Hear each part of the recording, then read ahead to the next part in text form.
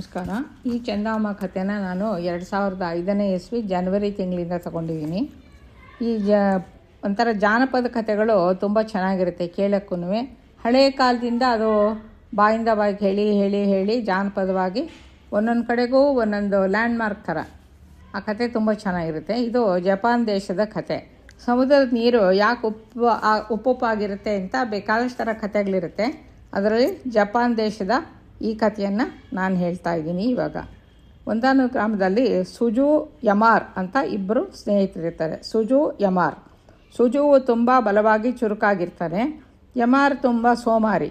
ಒಂದು ಮರದಲ್ಲಿ ಹಣ್ಣೇನಾದ್ರು ಇದ್ದರೆ ಅದು ಎತ್ತರದಲ್ಲಿದ್ರೂ ಸುಜು ಹೋಗಿ ಮರ ಹತ್ತಿ ಕಿತ್ಕೊಂಬಂದು ಮೊದಲು ಯಮಾರರಿಗೆ ಕೊಟ್ಟು ಆಮೇಲೆ ತಾನು ತಿಂತಾ ಇರ್ತಾನೆ. ಇಬ್ಬರು ಬೆಳೆದು ದೊಡ್ಡವರಾಗ್ತಾರೆ. ಸುಜು ಒಂದು ಚಿಕ್ಕ ಮನೇಲಿ ಇದ್ಕೊಂಡು ಕೂಲಿ ನಾಲಿ ಮಾಡಿ ಜೀವಿಸ್ತಾ ಇರ್ತಾನೆ. ತಂದೆ ಸಿಕ್ಕಿದ ಸ್ವಲ್ಪ ಹೊಲದಲ್ಲಿ ಯಾಮಾರು ಅವನು ಸುಖ ಜೀವನ ನಡೆಸ್ಕೊಂಡು ಇರ್ತಾನೆ. ಆದರೆ ಇಬ್ಬರು ಸ್ನೇಹ ಮಾತ್ರ ಮುಂದುವರಿತಾನೇ ಇರುತ್ತೆ. ಹಾಗೆ ಒಂದಿನ ಊರಿನ ಪಕ್ಕದಲ್ಲಿದ್ದ ಕಾಡಿನಲ್ಲಿ ತಿರುಗುತ್ತಾ ಒಂದು ಗುಹೆಯಲ್ಲಿ ಇಬ್ಬರು ಹೋಗ್ತಾರೆ. ಗುಹೆ ಕತ್ತಲಿನಲ್ಲಿ ಹೊಳೆಯುತ್ತಿದ್ದ ಕೆಲವು ಚಿಕ್ಕ ಚಿಕ್ಕ ಕಲ್ಲುಗಳು ಸುಜುವಿನ ಕಣ್ಣಿಗೆ ಕಂಡು ಬರುತ್ತೆ. ಅವುಗಳನ್ನು ಯಾಮಾರನಿಗೆ ತೋರಿಸ್ತಾ ಸುಜು ಯಾಮಾರನನ್ನು ಅವುಗಳನ್ನು ತೆಗೆದುಕೊಂಡು ಪರೀಕ್ಷಿಸಿ ಇಬ್ಬರು ನೋಡಿ ಸಂತೋಷ ಆಗುತ್ತೆ. ಆದರೆ ಸಂತೋಷವನ್ನು ಹೊರಗೊಡದೆ ಯಾಮಾರ ಏನು ಮಾಡ್ತಾನೆ, ನಾಳೆ ನಾನು ಪಟ್ಟಣಕ್ಕೆ ಹೋಗ್ತಾ ಇದ್ದೀನಿ, ಕೆಲಸ ಇದೆ, ಅಲ್ಲಿ ಹೋಗಿ ಕಲ್ಲಿಗೇನಾದ್ರು ಬೆಲೆ ಇದೆಯಾ ಅಥವಾ ಇದೇನು ಸಾಧಾರಣ ಕಲ್ಲುಗಳ ನೋಡ್ಕೊಂಬಂದು ನಿಂಗೆ ಹೇಳ್ತೀನಿ ಅಂತ ಅವನ ಹತ್ರ ಸ್ನೇಹಿತ ಹತ್ರ ಹೇಳ್ತಾನೆ. ಮಾರನೇ ದಿನ ಯಮಾರ್ ಪಟ್ಟಣಕ್ಕೆ ಹೋಗ್ತಾನೆ. ಅವನ ಊಹೆ ನಿಜವಾಗಿರುತ್ತೆ. ಅದು ತುಂಬ ಬೆಲೆ ಬಾಳೋ ರತ್ನಗಳೇ ಆಗಿರುತ್ತೆ. ಅದನ್ನೆಲ್ಲ ಮಾರ್ಬಿಟ್ಟು ಬೇಕಾದಷ್ಟು ದುಡ್ಡು ಸಿಗುತ್ತೆ ಅವನಿಗೆ.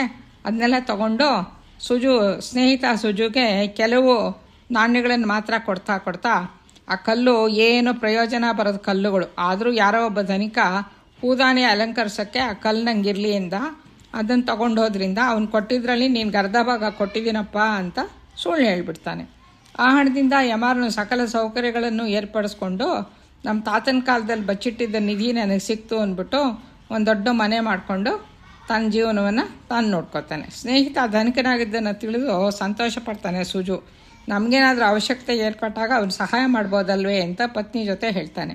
ಆದರೆ ಅವನ ಹೆಂಡತಿಗೆ ಮಾತ್ರ ಗಂಡನಿಗೆ ಸಿಕ್ಕಿದ್ದ ಹೊಳೆಯುವ ಕಲ್ಲುಗಳು ನಿಜವಾಗಲೂ ವಜ್ರಗಿಜ್ರ ಇರಬೇಕು, ಯಮಾರನ ಸಂಪತ್ತಿಗೆ ಅದೇ ಮೂಲ ಕಾರಣ ಅಂತ ಅವಳಿಗೊಂದು ಅನುಮಾನ ಇದ್ದೇ ಇರುತ್ತೆ. ಒಂದಿನ ಸುಜು ಕಾಡಿನಲ್ಲಿ ಗುಹೆ ಕಡೆಗೆ ಹೋಗ್ತಾ ಇರ್ತಾನೆ. ತನ್ನ ಮಗನಿಗೆ ಖಾಲಿಯಾಗಿ ಔಷಧಿ ತೊಗೊಳೋಕ್ಕೂ ದುಡ್ಡಿರಲ್ಲ ಅವನ ಹತ್ರ. ಅದಕ್ಕೋಸ್ಕರ ಅಲ್ಲಿ ಹೋಗ್ತಾ ಇರ್ತಾನೆ. ಆ ಸಮಯದಲ್ಲಿ ಯಮಾರ್ ಕೂಡ ಗುಹೆಯಿಂದ ಹೊರಗೆ ಆಚೆ ಬರ್ತಾ ಇರ್ತಾನೆ. ಇದೇನು ನೀನು ಇಲ್ಲೇನು ಮಾಡ್ತಿದ್ಯಾ ಅಂತ ಸುಜು ಕೇಳ್ತಾನೆ. ಆ ಪ್ರಶ್ನೆಗೆ ದಿಗ್ಭ್ರಮೆಗೊಳಗಾದ ಯಮಾರ್ ಹೇಳ್ತಾನೆ, ಏನಿಲ್ಲ, ಏನೂ ತೋಚದೆ ಈ ಕಡೆಗೆ ಬಂದೆ ಅಷ್ಟೇ, ಅದಿರಲಿ ನೀನು ಯಾತಕ್ಕೆ ಬಂದೆ ಇಲ್ಲಿಗೆ ಅಂತಾನೆ. ಇಲ್ಲಿ ಮತ್ತೆ ಏನಾದರೂ ಬೆಲೆ ಬಾಳೋ ಕಲ್ಲು ಸಿಗುತ್ತೋ ಏನೋ ನೋಡೋಣ ಅಂತ ಆಸೆಯಿಂದ ಬಂದೆ ಅಂತಾನೆ. ಇಬ್ಬರು ಒಳಗೆ ಹೋಗ್ತಾರೆ. ಎಲ್ಲೆಲ್ಲಿ ಹುಡುಕಿದ್ರು ಅವ್ರಿಗೆ ಯಾವುದೂ ಒಂದೇ ಒಂದು ಕಲ್ಲು ಕೂಡ ಸಿಗೋದಿಲ್ಲ. ಯಾಕೆಂದರೆ ಅವನು ಯಾಮಾರ್ ಅದನ್ನೆಲ್ಲ ಆವಾಗಲೇ ತೊಗೊಂಡ್ಬಿಟ್ಟಿರ್ತಾನಲ್ಲ, ಅದರಿಂದ ಅಲ್ಲೇನೂ ಇರೋಲ್ಲ. ಸರಿ, ಇಬ್ಬರು ಗುಹೆಯಿಂದ ಬಂದು ಗ್ರಾಮದ ಕಡೆ ನಡೀತಾ ಇರ್ತಾರೆ. ಆವಾಗ ಈ ಸೌದೆ ಹೊರೆಯನ್ನು ಸ್ವಲ್ಪ ತಲೆ ಮೇಲೆ ಎತ್ತಿಡಪ್ಪ, ಮುದುಕಿಯಾಗಿದ್ದೀನಿ ನಾನು ಅಂತ ಯಾರೋ ಒಬ್ಬಳು ದೀನವಾಗಿ ಕೇಳ್ಕೊತಾಳೆ. ಒಂದು ಮರದ ಕೆಳಗೆ ಸೌದೆ ಹೊರೆ ಜೊತೆ ಒಬ್ಬಳು ಮುದುಕಿ ಕೂತ್ಕೊಂಡಿರ್ತಾಳೆ. ಯಾಮಾರು ಆ ಮುದುಕಿ ಕಡೆ ನೋಡ್ಬಿಟ್ಟು ಒಂದು ಸಲ ಅಲಕ್ಷ್ಯದಿಂದ ತನ್ನ ಪಾಡಕ್ಕೆ ತಾನು ಹೊರಟೋಗ್ತಾನೆ. ಅವನ ಹಿಂದೆನೇ ಬರುತ್ತಿದ್ದ ಸುಜು, ಅಜ್ಜಿ ಈ ಸೌದೆ ಹೊರೆಯನ್ನು ನಾನೇ ತಂದು ಕೊಡ್ತೀನಿ ಬಾ ಅಂತ ಅದನ್ನು ಎತ್ಕೊಂಡು ಅಜ್ಜಿ ಮನೆಯ ತನಕ ಹೋಗಿ ಅಜ್ಜಿ ಗುಡಿಸಲಿನ ಮುಂದೆ ಆ ಸೌದೆ ಕಟ್ಟನ್ನು ಇಳಿಸ್ಕೊಡ್ತಾನೆ. ಅಪ್ಪ, ತುಂಬ ದೊಡ್ಡ ಮನಸ್ಸಪ್ಪ ನಿಂದು, ನಿನ್ನ ಸಹಾಯ ಮರೀಲಾರೆ ಅಂತ ಆ ಮುದುಕಿ ಒಂದು ರೊಟ್ಟಿ ಚೂರನ್ನು ತೊಗೊಂಬಂದು ಸುಜು ಕೊಟ್ಬಿಟ್ಟು, ಈ ರೊಟ್ಟಿನ ತಿನ್ನು, ಇದು ನಿನ್ನ ಹಸುವನ್ನು ಹಿಂಗಿಸುತ್ತೆ, ನಿನಗೇನಾದರೂ ಅನಾರೋಗ್ಯ ಇದ್ದರೆ ಅದು ಕೂಡ ವಾಸಿಯಾಗುತ್ತಪ್ಪ ಅಂತ ಸಂತೋಷದಿಂದ ಹೇಳ್ತಾಳೆ. ಸುಜು ಕೂಡ ತುಂಬ ಸಂತೋಷ ತಗೊಂಡು ಕಾಯಿಲೆಯಿಂದ ಬಳಲ್ತಿರೋ ತನ್ನ ಮಗನಿಗೆ ಆ ರೊಟ್ಟಿ ತಿನ್ನಿಸ್ಬೇಕು ಅಂದ್ಕೊಂಡು ಮನೆ ಕಡೆಗೆ ಬೇಗ ನಡ್ಕೊಂಡು ಹೋಗ್ತಾ ಇರ್ತಾನೆ. ಅಷ್ಟರಲ್ಲಿ ಒಬ್ಬ ದೀನ ಮನುಷ್ಯ, ಯಾರಪ್ಪ ಹೋಗುತ್ತಿರೋದು, ಹಸುವೆಯಿಂದ ಸಾಯ್ತಾ ಇದ್ದೀನಿ, ತಿನ್ನಲು ಏನಾದರೂ ಕೊಡು ತಂದೆ ಅಂತ ಬೇಡ್ಕೊತಾನೆ. ಅದನ್ನು ನೋಡಿದ್ಮೇಲೆ ಸುಜುಗೆ ಬೇರೆ ಯೋಚನೆಯೇ ಬರೋಲ್ಲ. ತನ್ನಲ್ಲಿ ಒಂದು ರೊಟ್ಟಿ ಚೂರು ಇರುತ್ತಲ್ಲ, ಅದನ್ನು ತೆಗೆದು ಆ ಮನುಷ್ಯನಿಗೆ ಕೊಟ್ಬಿಡ್ತಾನೆ. ಅದನ್ನು ತಿಂದಮೇಲೆ ಆ ಮನುಷ್ಯ ಕೂಡಲೇ ಎದ್ದು ಕೂತ್ಕೊಂಡ್ಬಿಡ್ತಾನೆ. ಅಪ್ಪ, ಪ್ರಾಣ ಉಳಿಸ್ದೆ ನೀನು, ನೀವು ಉಪಕಾರ ಬುದ್ಧಿ ತುಂಬ ದೊಡ್ಡದು, ನಾನು ಕೊಡೋ ಈ ಚಿಕ್ಕ ಕಾಣಿಕೆಯನ್ನೇ ತೆಗೆದುಕೊ ಅಂತ ಆ ಮನುಷ್ಯ ಬಿದಿರಿನಿಂದ ತಯಾರಿಸಿದ ಒಂದು ಚಿಕ್ಕ ಚಕ್ರವನ್ನು ಸುಜುಗೆ ಕೊಡ್ತಾನೆ. ಅಪ್ಪ, ಇದು ನೋಡಲು ಚಿಕ್ಕದೇ ಹೊರತು ದೊಡ್ಡ ದೊಡ್ಡ ಕೆಲಸಗಳನ್ನು ಮಾಡಬಲ್ಲದು. ನಿನಗೆ ಬೇಕಾದನ್ನು ಮನಸ್ಸಿನಲ್ಲಿ ಸ್ಮರಿಸಿಕೊಂಡು ಇದನ್ನು ಬಲಭಾಗಕ್ಕೆ ತಿರುಗಿಸಿದ್ರೆ ನಿನ್ನ ಕೋರಿಕೆ ತೀರುತ್ತೆ. ಅದು ನಿನ್ನ ಕೋರಿಕೆ ಆದಮೇಲೆ ಅದನ್ನು ಹಿಂದಕ್ಕೆ ತಿರುಗಿಸಿದ್ರೆ ಅದು ಸಾಮಾನು ಬರೋದು ನಿಂತೋಗುತ್ತೆ ಅಂತ ಹೇಳ್ತಾನೆ.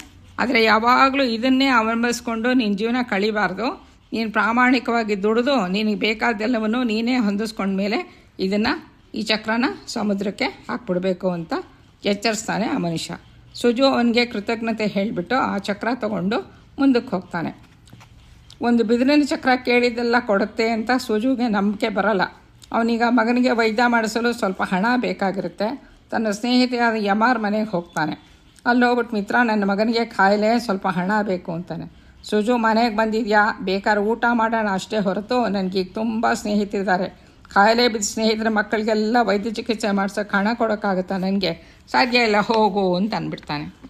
ಉಚಿತವಾಗೇನು ಬೇಡಪ್ಪ, ಸಾಲವಾಗರೂ ಕೊಡು, ಸಾಲ ತೀರಿಸ್ತೀನಿ ಅಂತ ಅವನು ಕೇಳ್ಕೊತಾನೆ. ಸುಜು ಕೇಳ್ತಾನೆ, ನಾನು ಹೇಳಿದ ಮತ್ತೆ ಮತ್ತೆ ಹೇಳಬೇಕು ಅಂತ್ಯಾ ಅಂತ ಅವನು ನಿರ್ದಾಕ್ಷಿಣ್ಯವಾಗಿ ಅವನಿಗೆ ದಬಾಯಿಸ್ಬಿಡ್ತಾನೆ. ಬೇಡ ಅಂತ ಅವನು ಸಂಕಟ ಪಟ್ಕೊಂಡು ಅಲ್ಲಿಂದ ಸುಜು ವಾಪಸ್ ಹೊರಡ್ತಾನೆ. ಏನು ತಂದಿದೆಯಪ್ಪ ಅಂತ ಮನೆಗೆ ಹೋದ ತಕ್ಷಣ ನರಳ್ತಾ ಮಲಗಿದ ಮಗ ತಂದೆನ ಕೇಳ್ತಾನೆ. ಬಿದಿರಿನ ಚಕ್ರದ ಕಡೆ ನೋಡಿಬಿಟ್ಟು ಆಸೆಯಿಂದ ಅದೇನೋ ವಸ್ತು ಅಂತ. ಆಗ ಸುಜು ಮೆಲ್ಲಗೆ ನಗ್ತಾ, ಇದು ನಮಗೆ ಸ್ವಲ್ಪ ಆಹಾರ ಕೊಡುತ್ತಪ್ಪ ಅಂತ ಚಕ್ರವನ್ನು ಬಲಗಡೆಗೆ ತಿರುಗಿಸ್ತಾನೆ. ಕೂಡಲೇ ಬಗೆ ಭೋಜನ ಪದಾರ್ಥ ಎಲ್ಲ ಬಂದ್ಬಿಡುತ್ತೆ. ಸುಜು ಚಕ್ರವನ್ನು ಎಡಗಡೆ ತಿರುಗಿಸಿದ್ರಿಂದ ಆಹಾರ ಬರೋದು ನಿಂತು ಹೋಗುತ್ತೆ. ಸುಜು ದಂಪತಿಗಳು ಮಗನೂ ಅದನ್ನು ನೋಡಿ ಸಂತೋಷ ಜೊತೆಗೆ ಆಶ್ಚರ್ಯನೂ ಆಗುತ್ತೆ. ತನ್ನ ಮಗನ ಕಾಯಿಲೆಯನ್ನು ಹೋಗಲಾಡಿಸುವ ಔಷಧಿಯನ್ನು ಕೇಳ್ತಾನೆ ಸುಜು. ಕೇಳಿದೊಡನೆ ಔಷಧಿನೂ ಬಂದ್ಬಿಡುತ್ತೆ. ಅದನ್ನು ಸೇವಿಸಿದ ಕೂಡಲೇ ಬಾಲಕನ ಕಾಯಿಲೆ ಮಾಯ ಆಗೋಗುತ್ತೆ.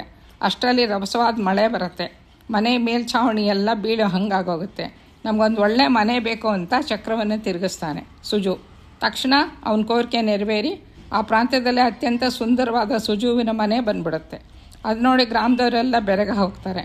ಯಾಮಾರ್ಗೆ ಆಶ್ಚರ್ಯ, ಅವನಿಗೆ ಹೊಟ್ಟೆ ಕಿಚ್ಚಲ್ವಾ.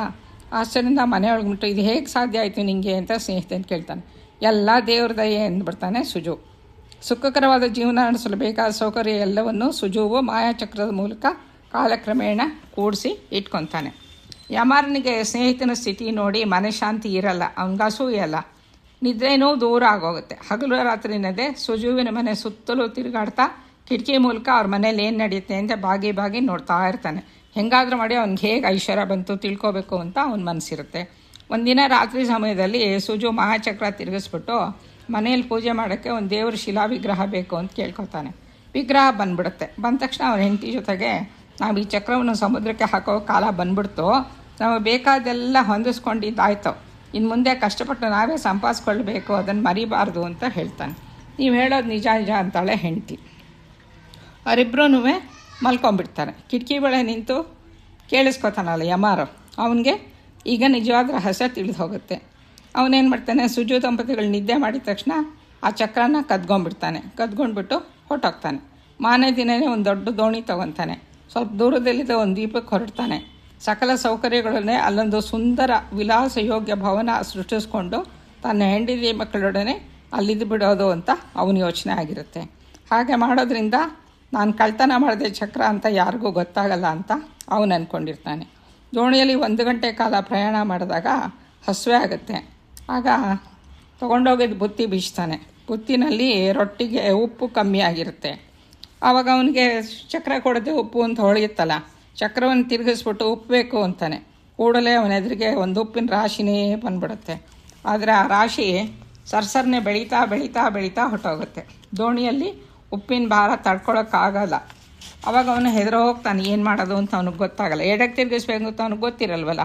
ಹಾಗೆ ಬೆಳೀತಿದ್ದ ಉಪರಾಶಿಯನ್ನು ತಡೆಯೋದು ಹೇಗೆ ಅಂತ ಅವ್ನಿಗೆ ಗೊತ್ತಿಲ್ಲ. ಗಾಬರಿಯಿಂದ ನೋಡ್ತಾ ಇರೋ ಹಾಗೇ ದೋಣಿ ಮುಳುಗೋಗುತ್ತೆ. ದೋಣಿಯನ್ನು ನಡೆಸಲು ಬಂದಿದ್ದ 2 ನಾವಿಕರು ನೀರಿಗೆ ಹಾರಿಕೊಂಡು ಈಜ್ಕೊಂಡು ಹೊಟ್ಟೋಗ್ತಾರೆ.